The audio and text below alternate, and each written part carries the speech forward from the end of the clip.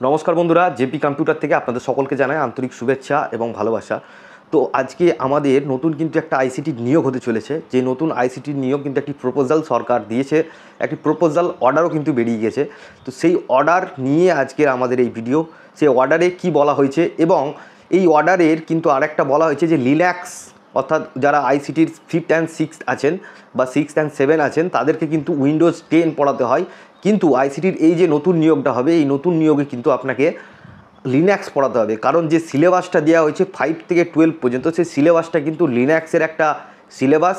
সেহেতু আইসিটির কিন্তু নতুন যে প্রপোজালটা দেওয়া হয়েছে কোন কোন স্কুলে হবে এবং কি কি ক্রাইটেরিয়া রয়েছে, কত কি বেতন রয়েছে, সমস্ত কিছু তথ্য কিন্তু আজকে আমরা আপনাদের সাথে শেয়ার করব।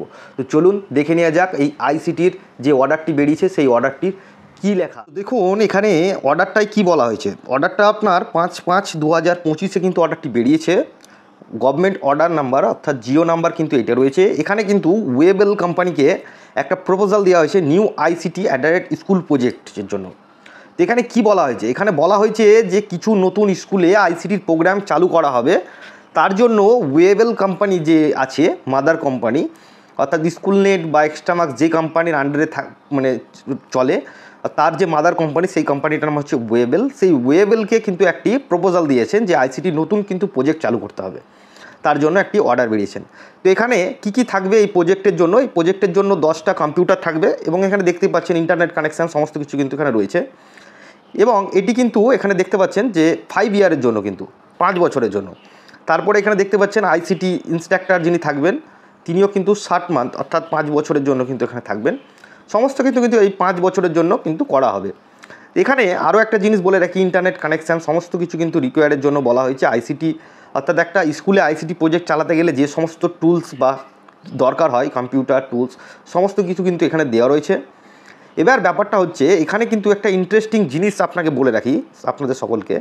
এখানে দেখতে পাচ্ছেন যে একটা সিলেবাস কিন্তু করা হয়েছে। প্রথমেই বলে রাখি আগের যে আইসিটি নিয়োগগুলো হয়েছিল সেখানে কিন্তু কোনো সিলেবাস কিন্তু ছিল না, কিন্তু এখানে 5 থেকে 12 পর্যন্ত একটা কিন্তু আইসিটির নতুন সিলেবাস কিন্তু এই গভর্নমেন্ট অর্ডারে কিন্তু রয়েছে। তো প্রথমত বলে রাখি এই যে আপনি এখানে দেখতে পাচ্ছেন যে টপিকগুলো, এই টপিকগুলো কিন্তু লিনাক্সের, কিন্তু প্রথমেই বলে রাখি এগুলো কিন্তু লিনাক্সের। আর আপনারা যারা ICT instructor 6th and 7th phase রয়েছেন তারা কিন্তু উইন্ডোজে পড়ান। তো অনেকে হয়তো ভাবছেন যে এই সিলেবাসটা তাদের জন্য আইসিটি 1 থেকে 6 ফেজ বা 7 ফেজ পর্যন্ত যে নিয়োগ হয়েছে তাদের জন্য কিন্তু এই অর্ডারটা না।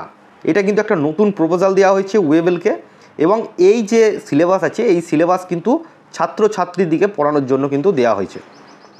তো যে সমস্ত ছেলে মেয়েগুলো আপনারা এইখানে আবেদন করবেন ভাবছেন তাদেরকে বলে রাখি এখন কিন্তু পোর্টাল বন্ধ আছে। এই প্রপোজালটা জাস্ট ওয়েবেলকে দেওয়া হয়েছে। ওয়েবেল এই প্রপোজালটা অ্যাকসেপ্ট করবে, করার পরে একটা গভর্নমেন্ট অর্ডার হয়ে আর একটা অর্ডার বেরিয়ে আসবে, যেই অর্ডারে আপনার টোটাল সংখ্যা কতজন নিয়োগ করা হবে এবং টোটাল স্কুল সংখ্যা কিন্তু এখানে থাকবে। আপনারা অনেকে ভাবছেন যে আবার একটা হয়তো যে সমস্ত স্কুলে 1000-এর স্টুডেন্টের বেশি সংখ্যক ছাত্রছাত্রী আছে সেখানে কিন্তু আবার সেকেন্ড ল্যাব হবে, তার অর্ডার কিন্তু এটা না। এটা কিন্তু ফ্রেশভাবে নতুন একটা আইসিটির নিয়োগ হবে, সেই নিয়োগের জন্যই কিন্তু এই নোটিশটা বার করানো হয়েছে। এরপরে কিন্তু ধাপে ধাপে সমস্ত কিছু কাজ কিন্তু হবে। তাই যারা আপনারা আইসিটির এই পরীক্ষার জন্য প্রস্তুত হবেন তাদেরকে বলে রাখি এই সমস্ত সাবজেক্ট যে সিলেবাসগুলো রয়েছে এইগুলো আপনারা একটু পড়বেন, কারণ এই সিলেবাস থেকেই কিন্তু পরীক্ষা আপনাদের হবে। আইসিটির যে নিয়োগ হবে সেই নিয়োগে কিন্তু এই সিলেবাস থেকেই পরীক্ষা হবে। প্রথমত বেস দিয়ে হচ্ছে আপনাকে কিন্তু লিনাক্স সম্পর্কে একটু অ্যালগোরিদম ফ্লোচার্ট এই সমস্ত কিছু কিন্তু জানতে হবে, এক্সেল পাওয়ার পয়েন্ট, তারপরে কিন্তু আপনারা এটা করতে পারবেন।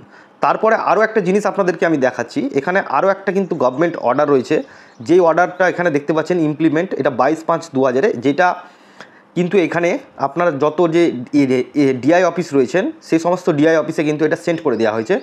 এবং এখানে কিন্তু মেনশন করা হয়েছে present circular ICT project class 5 to 10 outline ICT department memo number 80 রয়েছেন, এটা কিন্তু করা হয়েছে। তো সমস্ত ডিআই অফিস থেকে হেডমাস্টার বা এইচওআইকে কিন্তু মেল করে দেওয়া হয়েছে, এই ফরম্যাটটা কিন্তু চলে গেছে তাদের মেলে। এখানে দেখতে পাচ্ছেন পুরো সিলেবাস কিন্তু তুলে ধরে দিয়েছে যে আইসিটির কোন সাবজেক্ট বা কোন সিলেবাস কিন্তু এখানে রয়েছে, সমস্ত কিছু কিন্তু তুলে ধরে নিয়েছে।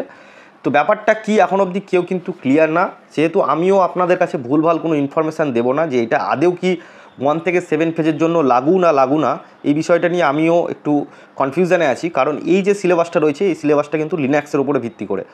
আর এই মুহূর্তে যারা আমার এই ভিডিওটি দেখছেন ভাবছেন যে আমি নতুনভাবে আইসিটির ফর্ম ফিল আপ করবো, তো আপনাকে প্রথমেই বলে রাখি যে আইসিটির ফর্ম কিন্তু আর ফিল আপ হচ্ছে না, কারণ যে পোর্টালটি রয়েছে সেই পোর্টালটি কিন্তু বন্ধ হয়ে আছে, অর্থাৎ টেম্পোরারিভাবে কিন্তু সেটা বন্ধ করা হয়েছে, মানে নতুনভাবে কেউ কিন্তু রেজিস্ট্রেশন করতে পারবেন না। তো তাই আপনারা আমার এই চ্যানেলটি ফলো করে রাখুন, বা ইউটিউব থেকে যদি দেখেন তাহলে আমার এই চ্যানেলটি সাবস্ক্রাইব করে রাখুন।